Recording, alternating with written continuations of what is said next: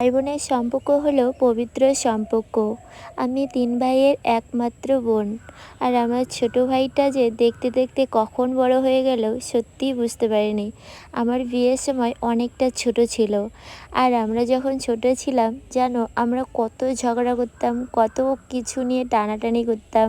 কখনো ওর খাবারটা আমি খেয়ে নিতাম, আমার খাবারটা ও খেয়ে নিত। কখনো আমার খাতা পেন নিয়ে টানাটানি করত। আর সেই ভাইটা অনেক বড় হয়ে সবার দায়িত্ব নিয়ে পালন করছে। কার কখন কি লাগবে, কে কখন কি খাবে সে চিন্তা ভাবনা যেন ওরই মাথায়। এখনও বাড়িতে নেই, এখনও বিদেশে আছে। বিদেশে থাকার পরেও যেন ওর চিন্তা একটাই, কখন কার কি লাগবে, কি খাবে। আজ সন্ধ্যাবেলা আমাকে ফোন করে বলছে, দিদিভাই তুই কি খাবি বল। আমি যেহেতু ভাজি পোড়া খেতে ভালোবাসি, আমাকে বলছিল তুই পকোড়া খাবি নাকি সিংড়া খাবি নাকি চপ খাবি। তারপর বললাম আমি পকোড়া খাবো। দেখো